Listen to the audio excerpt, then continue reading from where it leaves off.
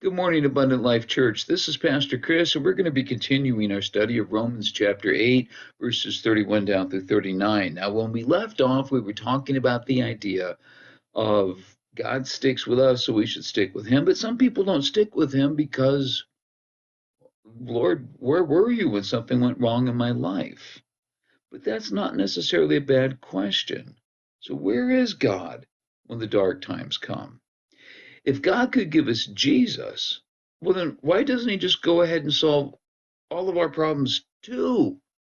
I mean, wouldn't we rejoice even more if God just took care of everything for us? Is it because He chose not to?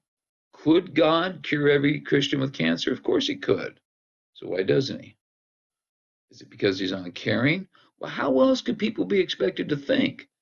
God could bless us, but He doesn't, so He must not care. Even if you don't think this way, you better be able to answer that question because lots of good people do wonder about this. Or is the truth something even worse? If our problems aren't solved and if suffering does indeed happen, is that a sign there is no God? That's the conclusion a lot of atheists have reached when they see the suffering in the world.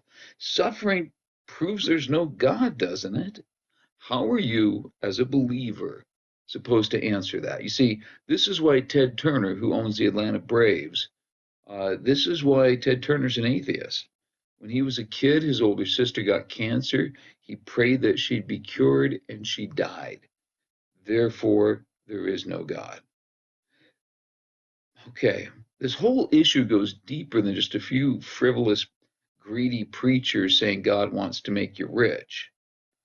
There are people turning away from God because they don't understand why He lets us suffer, why things like the Holocaust could happen when He could easily stop it. So, how do you answer that? What do you tell them? Now, it's obvious that some people try to turn God into Santa Claus, all right? But there are also people who have genuine questions. Why? How do we make sense of this suffering? Why does this happen? And if we don't have a good answer for that, we may lose them. Now, fortunately, Paul tells us there is a way to genuine faith. It's not through the prosperity gospel. If we take another look at what God did for us in Jesus, we're going to see there's really only two ways to respond. The choice boils down to this: seeing what God has done by giving us His only Son will either give you an unbreakable loyalty to God, who would love us that much that He'd give His Son, or it's going to give you a sense of entitlement. God gave us Jesus so we could be saved. This is what Paul was saying in those first few verses. You can't hear Paul's message and not realize that God is loving because He gave us His Son, and that He's powerful because that gift washed away sin and death. There's no denying that. So, how do you respond to such a gift of such love and such power? All right, we can either say, after what God's done for me, I'm going to face anything for Him. If I don't get another answer to prayer, I'm okay. Look at what God has done for me. Or you can say, gee, God sure has done a lot for me. That must be His job to give me stuff.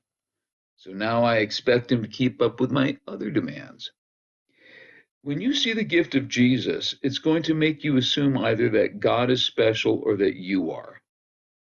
You can see which of those two routes is going to lead you to faith. But where will the sense of entitlement take us? It's going to make you constantly disappointed, and you'll never really get to experience God. The idea that God's job is to give us whatever we think we want, it pulls us away from the truth. That faith means taking up our cross and serving God. So we're left with a faith that can't take anything going wrong in our lives and wondering why God doesn't keep up with His obligation to us. Here's what's missing: being tested in our faith makes us stronger. The tough times make us stronger. When everything's just handed to us, we get soft, we get spoiled, we develop that sense of entitlement. We can't do much for God if we're like that. But when we can stay strong in our faith, no matter what we're hit with, then we can become useful. I have a question that I always have when I do premarital counseling. Um, my question is to couples. I ask them, where are you going on your honeymoon?